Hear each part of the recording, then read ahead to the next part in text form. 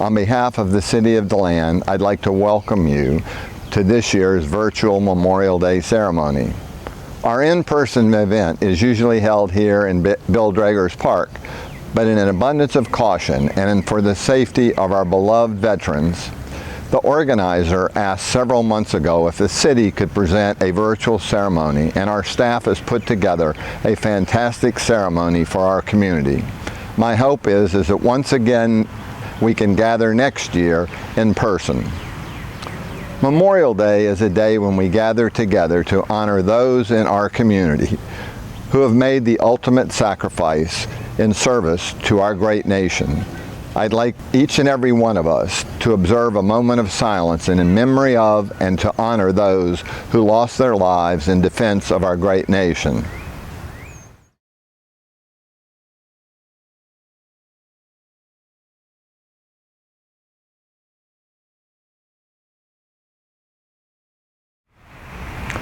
Thank you. There are countless military families who have suffered the loss of a loved one to combat. They are left with the memory of that person and must carry that memory forward. In a moment, you will hear some unique stories from people in surrounding communities who have suffered loss and were kind enough to share their stories with us. But first, the DeLand Fire Department and DeLand Police Department will present our nation's colors. That will be followed by our national anthem being performed today from Lee Chapel by students from Stetson University. Thank you again for joining us today, and I hope you have a wonderful Memorial Day. But please always remember the purposes of Memorial Day. Thank you.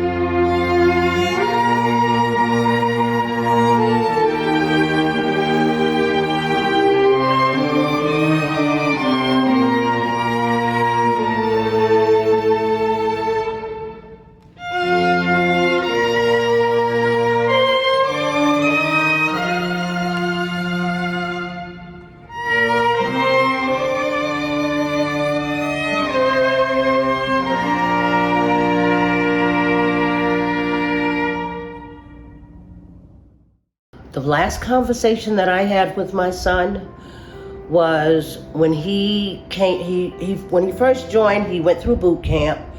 Immediately after boot camp, he didn't come home. He went straight to South Korea and he stayed there for 14 months. So he came home on December 31st, 2002, New Year's Eve. We picked him up from the airport, me and my older son. And he was home for 28 days. And during that 28 days, all my son did and wanted to do was be with me. All he wanted to do was talk to me. He would come and he would get into bed with me at night, and he loved Dave Chappelle, and he would tell me, "Ma, come on, watch Dave Chappelle with me." And we would lay there and we would laugh and laugh. And I mean, he laughed so much like me that there were times after his death that I would be laughing and I would look to see if he was in the room because it sounded just like his laugh. So those last 28 days were so precious to me. After losing him and knowing that I would never see him again. And he just told me, "Ma, I love you, I love you, I love you." My name is Kathy Hyder. I am the mother of Corporal Raheem Tyson Hyder. It's hard to believe that it will be 18 years this coming July 23rd, 2021, the date that I lost my son in 2003. It still seems like yesterday to me, and it's gone by so quickly and so fast, and so much has happened. It's just really hard to believe that it's going to be 18 years this year in July. First thing I'd like to tell you about my son is that he was an amazing kid. Mischievous, of course, like any young boy would be, but quite amazing. He was smart. He got into things. He managed his way through grade school, junior high school, and high school, graduated, and by the time he got to high school, he decided that he wanted to go into the armed forces at the age of 17. He actually bought the recruiter to my salon, which I owned in Bayshore, New York. And he was only 17 at the time, and he had the recruiter come in and talk to me and ask me if I would be willing to sign him into the armed forces, and my immediate answer was no, I would not. But he could feel free to enlist himself in the armed forces when he was of age. But I, at that point, was not ready to sign for him to join the armed forces. So in 2001, he came home one afternoon and he said to me, "Ma, I'm leaving tomorrow." This was in August of 2001. And my first response was, "Leaving for where?" He said, "I'm joining the Army. They're coming to pick me up in the morning at 5:30. My heart sank because he hadn't shared that with me right up until he waited until the day before he was leaving to share it with me. So there was really nothing I could say to him at that point. And I thought about it for a moment, and I said, I really didn't want to discourage him about joining the armed forces. He was 20 years old. This is something he wanted to do at 17, but yeah, he waited until he was 20. And he made a decision that he wanted to join the armed forces, and he told me that it was about his plan. His plan was to join the armed forces. He was in the process of studying to take the Series 7 test, and he said, "Ma, what I want to do is I want to join the military, serve 2 to 4 years, and by the time I come out, I'll be able to use my GI Bill and be able to get my education and a 4-year degree to go along with my license as a Series 7, as an investment broker." But sadly, that did not happen because he was deployed to Iraq on February 28th, 2003. And on July 24th, the morning of July 24th, I got that knock on the door telling me that he had been killed early that morning in Hord, Iraq. And that's when my whole entire world went black. I went numb. It was the most painful time that I had ever experienced in my life when I saw the uniform officer and a civilian chaplain walking back and forth in front of my business, which was in Bayshore, Long Island, New York. And when I saw them, my eyes just started blinking. It was almost like I was trying to blink them away because I knew that there was something wrong. As a matter of fact, that morning, as I was getting dressed to leave to go to work, it came across the news that 3 troops had been killed in Iraq. And I had been watching all of what was going on since my son had been deployed in Iraq. And that particular morning, I just couldn't watch it anymore. And I was getting dressed for work, and I turned the television off, and I said, oh, I just can't watch this anymore. And by the time I got to work that morning, around 10 a.m., that's when the uniform officer and the chaplain came. They were at my door. They walked into my salon, and again, my world just fell apart in that moment. And after that, it was just basically getting through what was next. It took about 2 weeks for them to get my son's body home. So during that 2-week period, all we did, myself and my family, was prepare for him to come home and prepare in his funeral. The saddest part about what happened for me was that when he was killed in Iraq, I soon found out that he only had a $10,000 death benefit. And this, again, pretty much broke my heart, that having to feel like that's what our children's lives are worth to this country. And that's what my son's life was worth. Not that we can put any dollar amount on it, but it's a really difficult time for families to go through.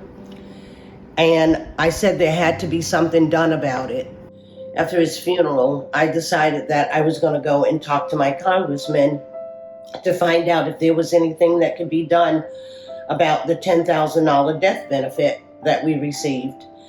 And I spoke with him, and he asked me if I would like to have a bill submitted to Congress, asking them to guarantee adequate life insurance for America's troops. And I told him yes, because there needs to be something done about this, and no family should have to go through this.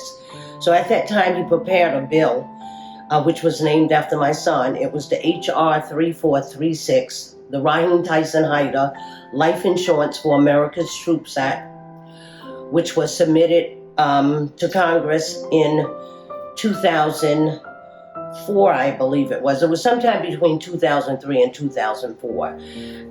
In 2004, I actually had the opportunity to meet former President George W. Bush. The first time I met him at Eisenhower Park, Long Island, New York. He was there for the groundbreaking ceremony for the 9/11 victims, and asked that he would be able to meet with some of the Gold Star families in the area. And I chose to go and meet with President Bush. There were several families that did not want to meet with him, but I chose to meet with him because I thought that it would give me an opportunity to talk to him about the bill that was being submitted to Congress. And we actually met with him in private quarters at Eisenhower Park. And I was able to place in his hand the first draft of the bill, asking him to support it when it came through Congress. And he said, I will. And I trusted that he would. It was pretty amazing, because the following week, I had the opportunity to meet him again at Fort Campbell, Kentucky, where my son had been stationed with the 101st Airborne, because again, President Bush and his wife, Laura Bush, were coming there to meet Gold Star families. And we were all gathered in a big room, large space, and as I approached him, he looked at me and he said, I remember you. I said, yes, but please remember that when that bill comes through Congress to support it. And he again said, I will. On May 11, 2005, President Bush, former President George W. Bush, signed on a bill increasing the death benefit for our armed forces, and about 1,700 families ended up receiving retroactive death benefit.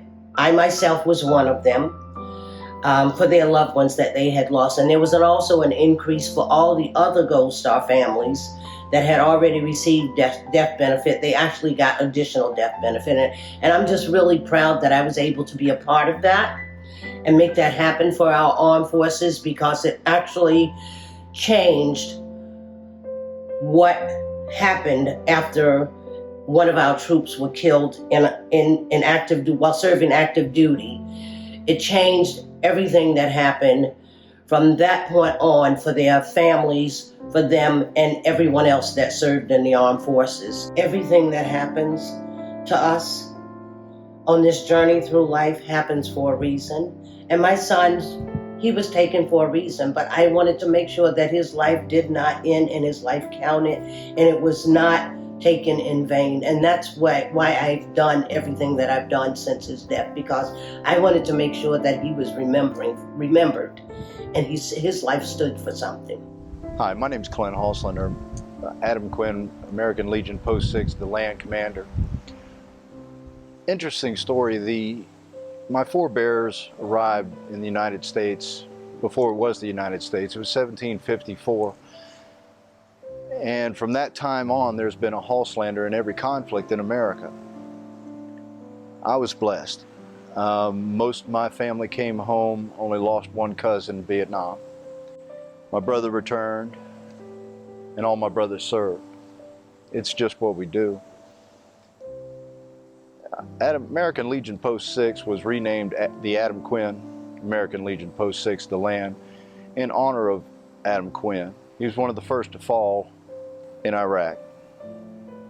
We contacted the family and we offered, and they were grateful and let us use his name, because we wanted to keep his name in everybody's memory. And Memorial Day is for the memory of the fallen, to remember them, to take a moment, to bow your head and say a thank you. All the conflicts in the United States have resulted in letters home. I have the letter that came home from Headquarters, United States Military Assistance Command, Vietnam.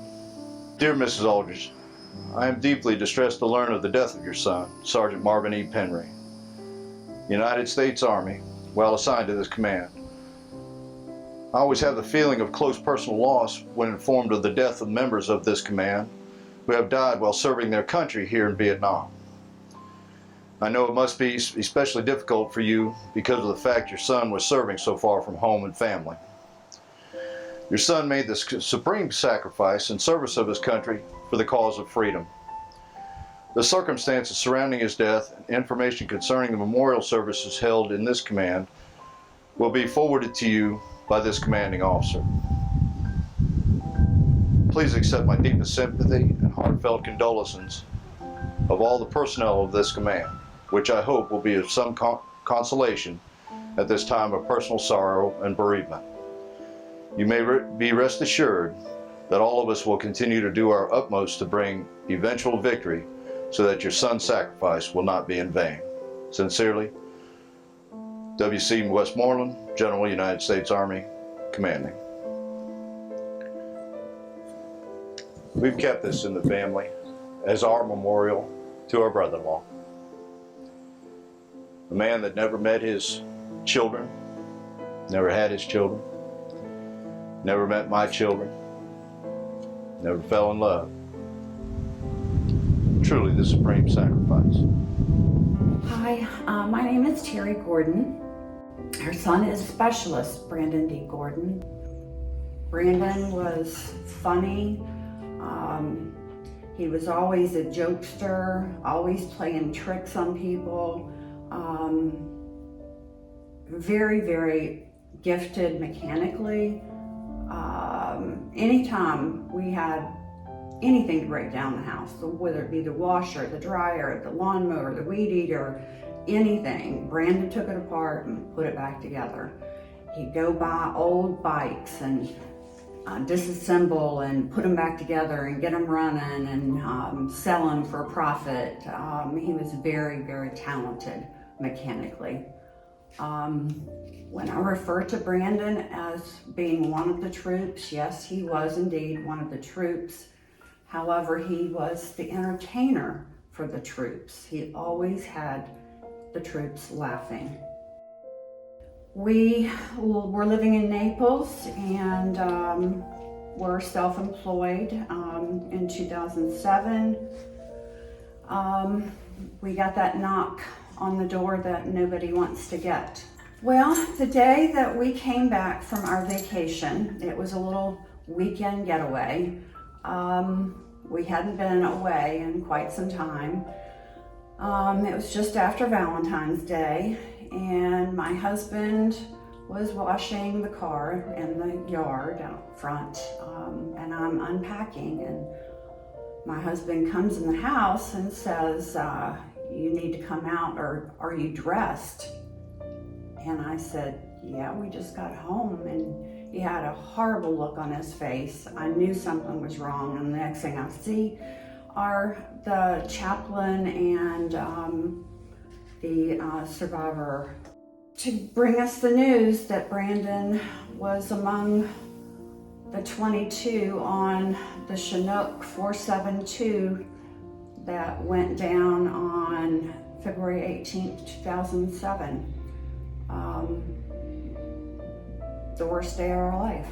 Brandon's last visit home was in August of 2006.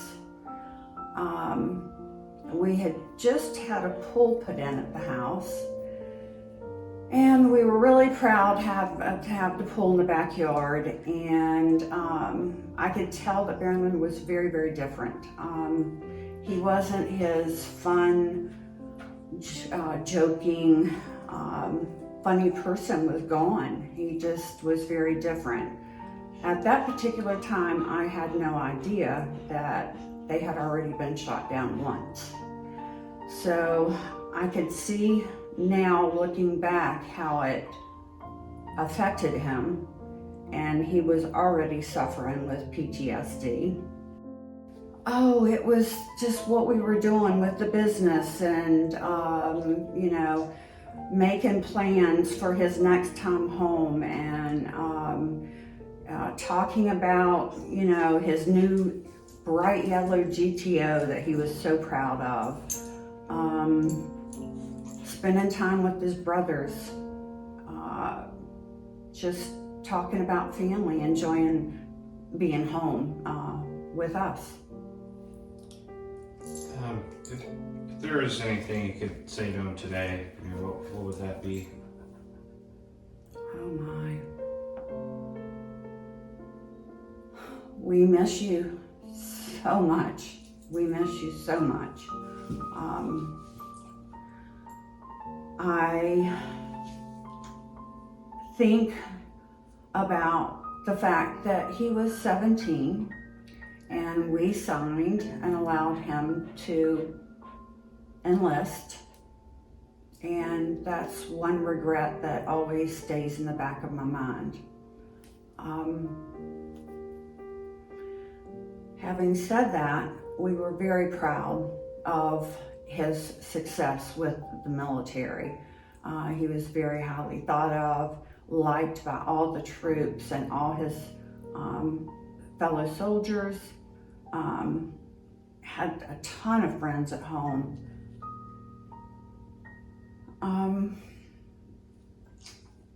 I know you're up there. You're looking down over us. You're an angel. You're now with your brothers. Make sure that you never forget them. Make sure that you remember them and never forget the price that they paid for our freedom and for the freedom of all the American people. Talk about them. Share their stories. Speak their name. Because it was once said to me that if we don't speak their name and we don't talk about them, we allow them to die twice. And we don't want our loved ones to die twice. we want to constantly remember them and never forget the price they've paid. My goal, my greatest desire, my hope, my prayer for this Memorial Day weekend is that you take a time, remember the fallen, honor the ones that have served, and respect the ones that have stayed behind. The fallen were loved by these people. The Gold Star mothers, Gold Star fathers, those were their children. They gave everything they had and their offspring in service of this country.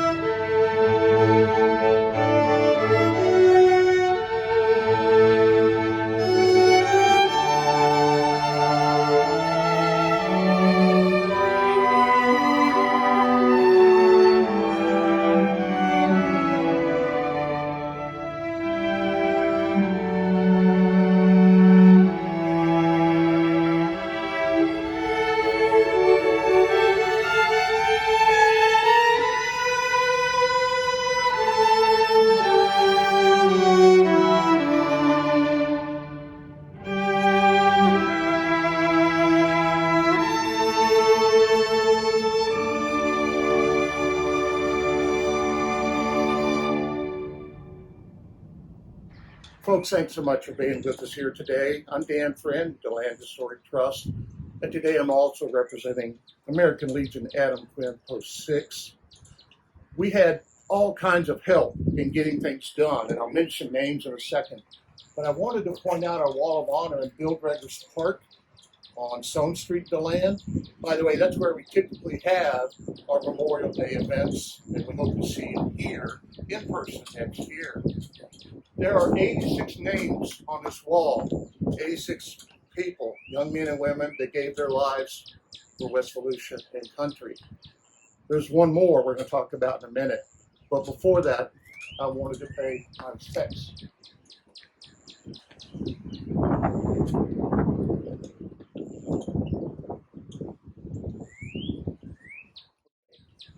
The city staff have just been wonderful in all the things we've done here at Bill Dreggers Park. They helped us with a pavilion, helped us get garden work done, and more importantly, I'm going to introduce something to you today that we're very proud of. We now have a Veterans Memorial Wall near the gazebo that anyone, any veteran can be honored on this wall. We have quite a few of the veterans that we've selected from West Volusia's military heroes on Facebook. But as you look through the names, you're going to see friends and relatives, DeLand High School teachers, DeLand Junior High School teachers, heroes from World War I, World War II, and elsewhere. Once again, any veteran can be on this wall, and we hope that you'll consider doing that. Contact me at danieljosephfriend@gmail.com. And I want to dedicate everything here, including this wall, to all veterans, but most specifically, we discovered 3 years ago a young man from DeLand who was killed in World War I, not previously identified. His name was Alonzo Dubois Wilson, and he entered in April of 1918. Less than 3 months later, he was gone, and unfortunately received no recognition that I can find in our local media at the time. So here we are, after 100 years, saying his name and bringing him into the sunshine. Please take the time to remember the fallen. It's important. That's why we have our freedoms. Thanks so much for being here. Attack! Hut! Hard! Arm! Half right! Please! Stand by! Ready! Aim! Fire! Ready! Aim!